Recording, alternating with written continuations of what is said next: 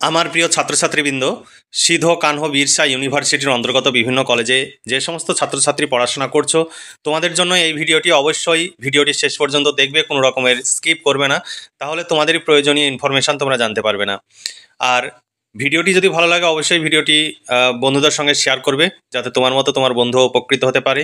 আর সেই সঙ্গে ভিডিওতে লাইক করবে। আর যদি আমাদের চ্যানেলটি সাবস্ক্রাইব করা না থাকে তাহলে অবশ্যই নিজেদের প্রয়োজনে চ্যানেলটি সাবস্ক্রাইব করে রাখবে, তোমরা ভীষণভাবে উপকৃত হতে পারবে। চলো দেখে নিয়ে আজকের মূল ভিডিওটি। দেখো, Sidho Kanho Birsa university first semester education major তোমাদের সিলেবাসের শিরোনামে রয়েছে philosophical and sociological foundation of education. তোমাদের কোর্স কোড এখানে দেওয়া রয়েছে। 5 ও 10 মার্কের প্রশ্নের সাজেশন 2024-25 এটি তুলে ধরবো। তার আগে প্রশ্নের প্যাটার্ন এবং সিলেবাস এটিও তোমাদের সামনে উপস্থাপন করব। আর সেই সঙ্গে ভিডিওর শেষে তোমাদের প্রশ্নোত্তরের পিডিএফ কপির যে ডেমো, সেই ডেমোটিও তোমাদের দেখাবো। অবশ্যই ভিডিওটি শেষ পর্যন্ত দেখবে। আর আমাদের কাছে যদি প্রশ্নোত্তরের পিডিএফ কপি সংগ্রহ করতে চাও, 250 টাকা পেমেন্ট করতে হবে এডুকেশন মেজরের জন্য, অর্থাৎ একটি পেপারের জন্য 250 টাকা। শর্ট প্রশ্ন, বড় প্রশ্ন, কমপ্লিট নোটস পেয়ে যাবে একটি পেপারের।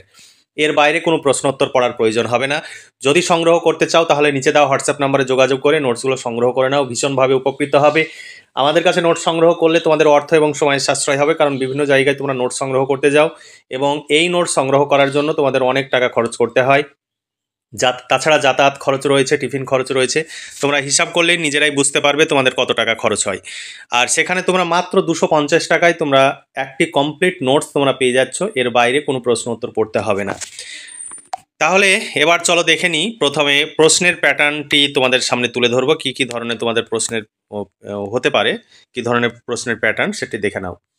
1 নম্বর দাগে 2 মার্কের 14টি প্রশ্ন থাকবে, 10টি প্রশ্নের উত্তর করতে হবে। 2 নম্বর দাগে 5 মার্কের 6টি প্রশ্ন থাকবে, 4টি প্রশ্নের উত্তর করতে হবে।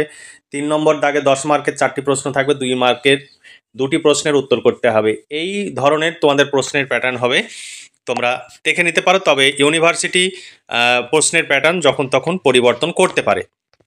আমাদের এই সংস্থায় সমস্ত ইউনিভার্সিটির নোটস তৈরি হয় এবং প্রচুর টাকা খরচ হয়। তাই আমরা যদি এই নোটসের বিনিময়ে টাকা তোমাদের কাছে কিছু কিছু অংশ না নিই, তাহলে আমাদের পক্ষে খরচ তোলা সম্ভব হবে না, আমাদের পক্ষে কাজ করাও সম্ভব হবে না। কারণ যারা কাজ করে প্রত্যেকেই বেতন নেয়, বেতন ছাড়া কেউ বছরের পর বছর কাজ করবে না, সেটা কখনোই সম্ভব নয়, কারো পক্ষেই সম্ভব নয়। তাই তোমরা নোট সংগ্রহ করতে চাইলে নিচে দেওয়া হোয়াটসঅ্যাপ নাম্বারে যোগাযোগ করে নোট সংগ্রহ করবে। পেমেন্ট করে পেমেন্টের অরিজিনাল রিসিপ্ট কপি হোয়াটসঅ্যাপে দেবে এবং লিখে দেবে Sidho Kanho Birsa university first semester education major. তাহলেই তোমাকে তোমার হোয়াটসঅ্যাপ নাম্বারে প্রশ্নোত্তরে পিডিএফ কপি পাঠিয়ে দেওয়া হবে। আমাদের এই নোটসের উপরে ওয়াটারমার্ক দেওয়া থাকবে, ফোন নাম্বার দেওয়া থাকবে, এগুলো কিন্তু থাকবে। অনেকে তোমরা বলো এগুলো বাদে দিতে, কিন্তু কখনোই আমাদের সংস্থার প্রচার ছাড়া কখনোই আমরা কাউকে নোটস দেব না। যদি সেই রকম তোমাদের মনে হয় তাহলে তোমরা নোটস সংগ্রহ করবে না বা পেমেন্ট করবে না। আমাদের ওয়াটারমার্ক এবং ফোন নাম্বার পিডিএফ কপির প্রত্যেকটি পেজে দেওয়া থাকবে। এবার দেখো, 5 ও 10 মার্কের প্রশ্নের সাজেশন 2024-25 ইউনিট 1-এর তোমাদের শিক্ষার অর্থ, প্রকৃতি ও পরিধি, এই অংশ থেকে তোমাদের সাজেশনের প্রথম প্রশ্ন। শিক্ষার প্রকৃতি ও পরিধি লেখো, শিক্ষার কার্যাবলীগুলি লেখো। এখানে অনেকগুলো অথবা দেওয়া রয়েছে, অথবা প্রশ্নগুলো তুলে ধরছি না কারণ ভিডিও অনেক লম্বা হয়ে যাবে। এরপরে 2 নম্বর প্রশ্ন দেখো, শিক্ষা বলতে কি বোঝো, সংকীর্ণ ও ব্যাপক অর্থে শিক্ষার মধ্যে পার্থক্য লেখো। এরপরে সংকীর্ণ ও ব্যাপক অর্থে শিক্ষা কি, সংকীর্ণ ব্যাপক অর্থে শিক্ষা ত্রুটিগুলি লেখো। এই প্রশ্নটি অতটি গুরুত্বপূর্ণ নয়, তবুও তোমরা একটু দেখে রাখতে পারো। তোমরা এখানে যে প্রশ্নগুলো সাজেশনে দেখতে পাচ্ছ, এগুলো সব প্রশ্নের উত্তর তোমরা পেয়ে যাবে। তোমরা সংগ্রহ করতে চাইলে আজই নিচে দেওয়া হোয়াটসঅ্যাপ নাম্বারে যোগাযোগ করে 250 টাকা পেমেন্ট করে নোটসগুলো সংগ্রহ করতে পারো। তারপরে দেখো 4 নম্বর প্রশ্ন, শিক্ষা বলতে কি বোঝো, সংকীর্ণ অর্থে ব্যাপক অর্থে শিক্ষা কি, বা শিক্ষা বলতে কি বোঝো, শিক্ষার কাজ বা কার্যাবলী সম্পর্কে আলোচনা করো। 5 নম্বর প্রশ্ন, ভীষণ ইম্পর্টেন্ট প্রশ্ন, সমাজতান্ত্রিক ও ব্যক্তিতান্ত্রিক শিক্ষার মধ্যে কোনটি বেশি গুরুত্বপূর্ণ ব্যাখ্যা করো। এখানে আরও অথবা দেওয়া রয়েছে, অথবা প্রশ্নগুলো তোমরা দেখে নিতে পারো। অনেক অথবা দেওয়া রয়েছে কারণ বিভিন্নভাবে পরীক্ষায় প্রশ্ন আসে, সেই প্রশ্নগুলো আমরা অথবা আকারে একত্রে তুলে ধরেছি। 6 নম্বর প্রশ্ন দেখো, শিক্ষার সমাজতান্ত্রিক লক্ষ্য বলতে কি বোঝো, শিক্ষার সমাজতান্ত্রিক লক্ষ্যের বৈশিষ্ট্য বা প্রকৃতি লেখো। শিক্ষার সমাজতান্ত্রিক লক্ষ্যের অসুবিধাগুলি লেখো। এরপরের প্রশ্ন, এটি অথবা প্রশ্ন, শিক্ষার সমাজতান্ত্রিক লক্ষ্য বিবৃত করো। তারপর 7 নম্বর প্রশ্ন, শিক্ষার ব্যক্তিতান্ত্রিক লক্ষ্য বলতে কি বোঝো, শিক্ষার ব্যক্তিতান্ত্রিক লক্ষ্যের বৈশিষ্ট্যগুলি লেখো। শিক্ষার সমাজতান্ত্রিক লক্ষ্য থেকে এটি কি আলাদা, অর্থাৎ শিক্ষার সমাজতান্ত্রিক ও ব্যক্তিতান্ত্রিক লক্ষ্যের মধ্যে পার্থক্য লেখো। একই প্রশ্ন। তারপরে আরও অথবা প্রশ্ন দেওয়া রয়েছে, তোমরা দেখে নিতে পারো। তারপরে দেখো 8 নম্বর প্রশ্ন, শিক্ষার ব্যক্তিতান্ত্রিক ও সমাজতান্ত্রিক লক্ষ্যের সমন্বয়ের পক্ষে যুক্তিগুলি আলোচনা করো। যেগুলোতে বেশি স্টার চিহ্ন দেওয়া রয়েছে সেগুলো বেশি ইম্পর্টেন্ট, সেই প্রশ্নগুলো খুব ভালোভাবে পড়বে। তার ব্যক্তিতান্ত্রিক ও সমাজতান্ত্রিক লক্ষ্যের অসুবিধাগুলি লেখো, এখানে আরও অথবা দেওয়া রয়েছে। তারপরে 10 নম্বর প্রশ্ন, অনানুষ্ঠানিক শিক্ষা বলতে কি বোঝো, অনানুষ্ঠানিক শিক্ষার বৈশিষ্ট্যগুলি আলোচনা করো।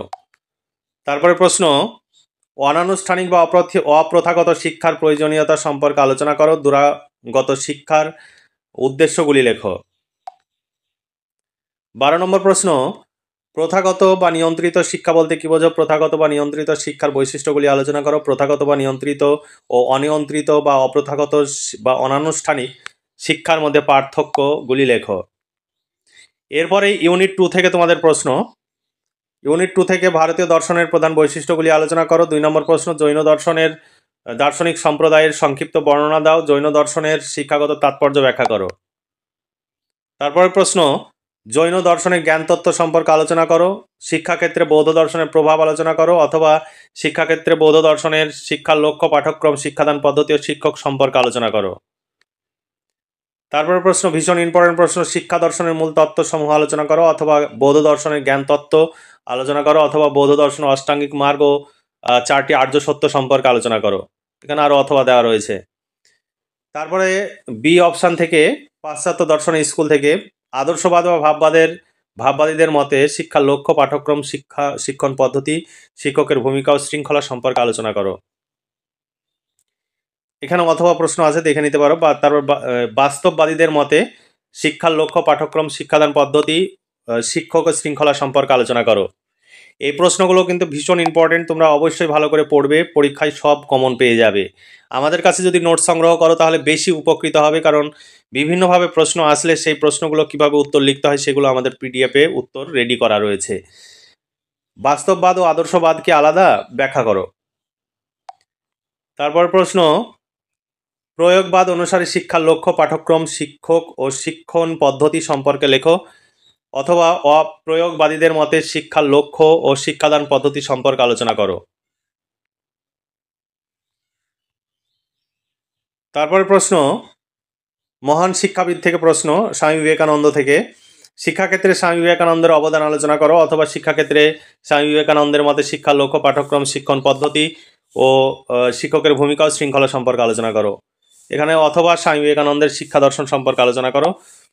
তারপর প্রশ্ন, নারী শিক্ষা ও গণশিক্ষা বিষয়ে স্বামী বিবেকানন্দের মতামত আলোচনা করো। এরপর রবীন্দ্রনাথ ঠাকুর থেকে প্রশ্ন, রবীন্দ্রনাথ ঠাকুরের শিক্ষা দর্শন, অর্থাৎ শিক্ষার লক্ষ্য, শিক্ষাদান পদ্ধতি, শিক্ষকের ভূমিকা, পাঠ্যক্রম, বর্তমান যুগে শিক্ষা চিন্তার প্রাসঙ্গিকতা আলোচনা করো। এখানে আরও অথবা দেওয়া রয়েছে, অথবা প্রশ্নগুলো তোমরা দেখতে পারো, প্রচুর অথবা দেওয়া রয়েছে। তারপরে দেখো ভীষণ ইম্পর্টেন্ট ওই প্রশ্নটি, রবীন্দ্রনাথ ঠাকুরের শিক্ষানীতির মূল লক্ষ্যগুলি আলোচনা করো। তারপরের প্রশ্ন, বিশ্ব ভারতী শিক্ষা পদ্ধতির বৈশিষ্ট্যগুলি আলোচনা করো। এবার রুশো থেকে প্রশ্ন, রুশো শিক্ষা দর্শন সংক্ষেপে বিবৃত করো। তারপর রুশোর নেতিবাচক শিক্ষা সম্পর্কে আলোচনা করো। তারপর জন ডিউই থেকে প্রশ্ন, জন ডিউই শিক্ষা দর্শন, শিক্ষার লক্ষ্য, শিক্ষণ পদ্ধতি, শিক্ষকের ভূমিকা, পাঠ্যক্রম এবং বর্তমান যুগের শিক্ষা চিন্তার প্রাসঙ্গিকতা আলোচনা করো। তারপর প্রশ্ন, ল্যাবরেটরি স্কুলের প্রধান বৈশিষ্ট্যগুলি লেখো। তারপরে সোশিওলজি ইন এডুকেশন থেকে তোমাদের প্রশ্ন, 1 নম্বর প্রশ্ন, শিক্ষামূলক সমাজবিজ্ঞান কাকে বলে, এর গুরুত্ব আলোচনা করো। 2 নম্বর প্রশ্ন, সমাজবিজ্ঞান কাকে বলে, সমাজবিজ্ঞানের ক্ষেত্র, পরিধি বা পরিসর সম্পর্কে আলোচনা করো। 3 নম্বর প্রশ্ন, সমাজবিজ্ঞানের প্রকৃতি ও গুরুত্ব সম্পর্কে আলোচনা করো। 4 নম্বর প্রশ্ন, শিক্ষামূলক সমাজবিজ্ঞানের প্রকৃতি ও পরিধি সম্পর্কে আলোচনা করো। শিক্ষামূলক সমাজবিজ্ঞান বলতে কি বোঝায়, শিক্ষা ও সমাজবিজ্ঞান বা সমাজতত্ত্বের মধ্যে পার্থক্য আলোচনা করো। এরপরে সামাজিকীকরণ ও প্রক্রিয়া থেকে প্রশ্ন, সামাজিকীকরণ প্রক্রিয়ায় শিক্ষার ভূমিকা আলোচনা করো। তারপর প্রশ্ন, সামাজিকীকরণ বলতে কি বোঝায়, এর বৈশিষ্ট্যগুলি লেখো। সামাজিকীকরণে পরিবারের ভূমিকা আলোচনা করো। এখানে আরও অথবা প্রশ্ন দেওয়া রয়েছে, দেখে নাও। তারপরের প্রশ্ন, সামাজিকীকরণের কারণগুলি ব্যাখ্যা করো। সামাজিক শিক্ষার সংস্থা হিসাবে বিদ্যালয় পরিবারের ভূমিকা আলোচনা করো। আধুনিক শিক্ষার সংস্থা হিসাবে গণমাধ্যম ও ধর্মের ভূমিকা আলোচনা করো। তারপরে বি থেকে তোমাদের প্রশ্ন, সামাজিক গোষ্ঠী থেকে প্রশ্ন। প্রাথমিক গোষ্ঠী কাকে বলে? প্রাথমিক গোষ্ঠীর শিক্ষামূলক তাৎপর্য বা বৈশিষ্ট্যগুলি লেখো। গৌণ গোষ্ঠী কাকে বলে? গৌণ গোষ্ঠীর শিক্ষাগত বৈশিষ্ট্য বা তাৎপর্য ব্যাখ্যা করো। 3 নম্বর প্রশ্ন, ভীষণ ইম্পর্টেন্ট প্রশ্ন, সামাজিক গোষ্ঠী কাকে বলে? সামাজিক গোষ্ঠীর বৈশিষ্ট্যগুলি উল্লেখ করো। প্রাথমিক ও গৌণ গোষ্ঠীর মধ্যে পার্থক্য লেখো। তারপরে প্রশ্ন, তাৎক্ষণিক গোষ্ঠী কাকে বলে? তাৎক্ষণিক গোষ্ঠীর বৈশিষ্ট্যগুলি ও শিক্ষাগত তাৎপর্য লেখো। এরপরে সামাজিক স্তর বিন্যাস ও সামাজিক গতিশীলতা থেকে প্রশ্ন। সামাজিক স্তর বিন্যাস করো। সামাজিক স্তর বিন্যাসের বৈশিষ্ট্যগুলি লেখো।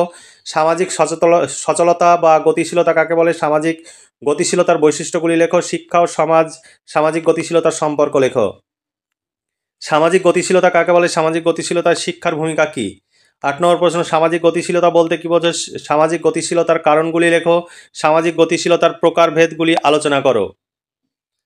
তারপর প্রশ্ন, সামাজিক পরিবর্তন। সামাজিক পরিবর্তন কি? সামাজিক পরিবর্তনের বৈশিষ্ট্যগুলি লেখো। সামাজিক পরিবর্তনের বাধা বা সীমাবদ্ধতাগুলি ব্যাখ্যা করো। তারপর 10 নম্বর প্রশ্ন, সামাজিক পরিবর্তনের কারণগুলি লেখো। সামাজিক পরিবর্তন বলতে কী বোঝো? সামাজিক পরিবর্তনের বিভিন্ন উপাদানগুলি লেখো। সামাজিক পরিবর্তনের হাতিয়ার রূপে শিক্ষার ভূমিকা আলোচনা করো।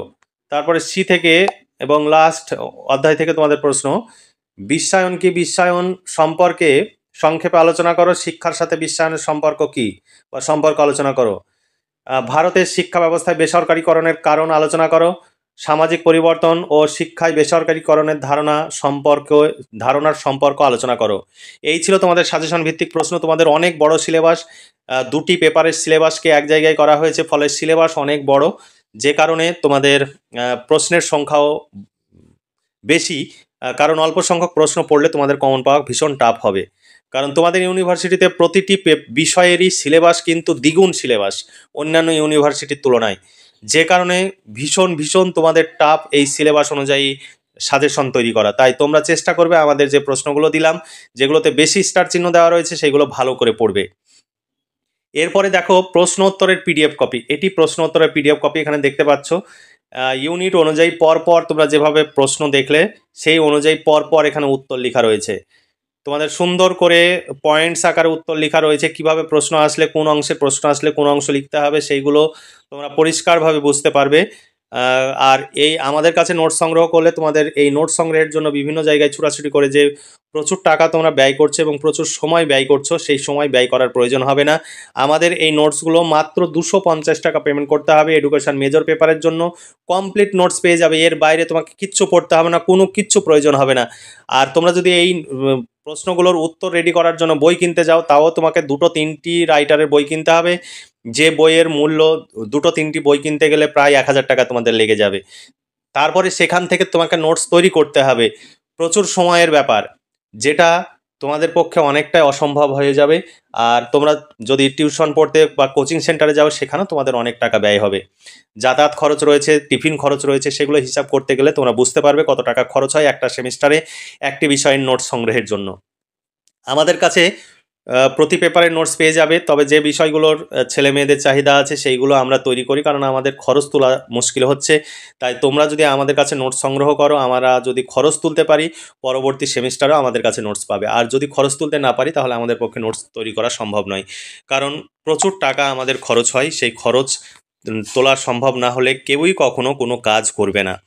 তাই তোমরা অবশ্যই আমাদেরকে সহযোগিতা করবে, আমাদের কাছ থেকে নোট সংগ্রহ করবে, বন্ধুদের জানাবে, বন্ধুদের বলবে আমাদের কাছ থেকে নোট সংগ্রহ করতে। আমাদের কাছে নোট সংগ্রহ করলে তোমরা একদম টেনশন ফ্রিভাবে পরীক্ষা দিতে পারবে, কোনো টেনশন তোমাদের করতে হবে না, পরীক্ষায় 100% কমন পাবে।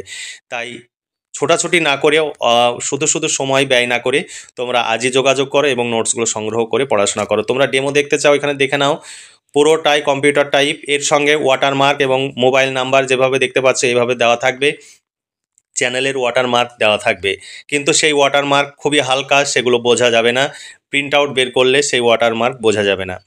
তাই তোমরা দেরি না করে আজই যোগাযোগ করো এবং নোটসগুলো সংগ্রহ করে নাও, ভীষণভাবে উপকৃত হবে। তাহলে আজকে এই পর্যন্তই। ভালো থেকো, সুস্থ থেকো এবং খুব ভালোভাবে পড়াশোনা করে পরীক্ষার প্রস্তুতি নাও। এই শুভকামনা জানিয়ে আজকের ভিডিওটি এখানে সমাপ্তি ঘোষণা করছি।